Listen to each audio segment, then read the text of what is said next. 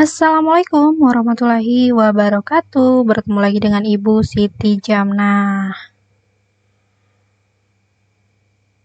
Baik, hari ini sebelum kita memulai pembelajaran seperti biasa, berdoa dulu ya, supaya ilmu yang kalian pelajari hari ini itu tidak sia-sia dan bermanfaat di kemudian hari. Berdoa dimulai.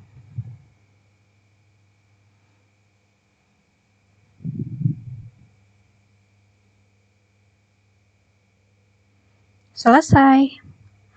Hari ini kita akan belajar tema 2, Persatuan dalam Perbedaan, subtema 2, Bekerja sama mencapai tujuan, pembelajaran keempat, mata pelajaran Bahasa Indonesia kelas 6 SD. Nah, materi kita pada hari ini adalah membuat peta pikiran dari teks sejarah. Nah, tentunya pada kelas-kelas sebelumnya kalian sudah pernah belajar nih bagaimana cara membuat peta pikiran, yaitu dengan memperhatikan 5W1H, misalkan yaitu jadi 5W1H itu terdiri dari apa, siapa, bagaimana, mengapa, dan kapan. Nah, jadi di sini Bu akan jelaskan bagaimana sih cara membuat peta pikiran. Peta pikiran adalah diagram yang digunakan untuk mengatur informasi secara visual. Peta pikiran bersifat hierarkis dan menunjukkan hubungan di antara bagian-bagian dari keseluruhan. Kemudian, langkah-langkah membuat peta pikiran yang pertama harus kalian lakukan adalah bacalah teks dengan cermat. Artinya bacalah teks tersebut dengan benar-benar teliti. Jadi jangan sampai kalian melewati poin-poin pentingnya ya. Yang kedua, buatlah kerangka peta pikiran menggunakan aspek apa, di mana, kapan, siapa, mengapa, dan bagaimana. Yang ketiga, tulislah informasi setiap bagian teks berdasarkan kerangka peta pikiran yang kalian buat. Nah, di sini ada contoh peta pikiran. Nah, pada soal kalian nanti yang harus kalian kerjakan, nah di sini kalian harus tulis judul teks yang kalian akan buat menjadi peta pikiran.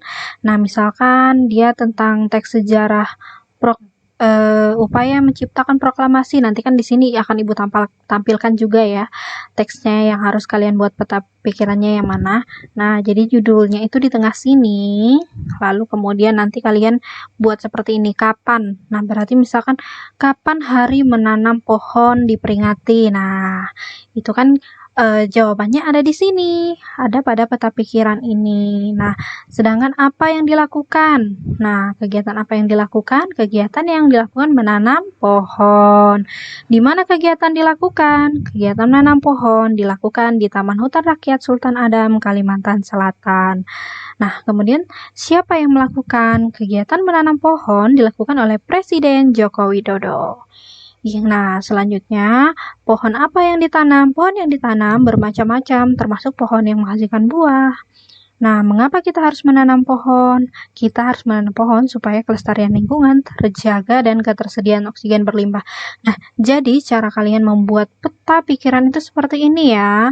Ya, yang pertama kalian tulis di sini adalah judulnya. Kemudian setelah menulis judul, kalian baca dulu teks yang akan kalian buat peta pikiran.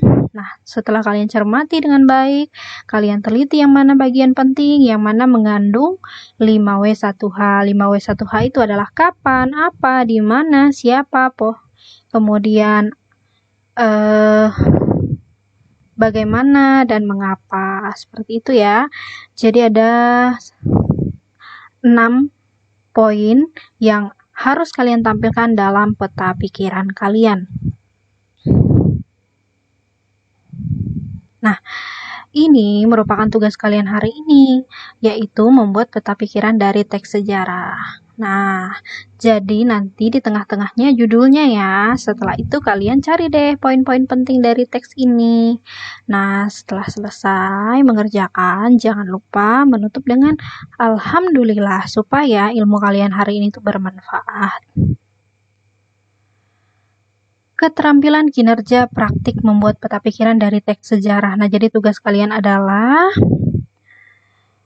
yang pertama, bacalah teks sejarah perjanjian Linggajati. Yang kedua, buatlah peta pikiran dari teks sejarah perjanjian Linggajati. Nah, jadi tugas kalian ada 2, yaitu pertama membaca.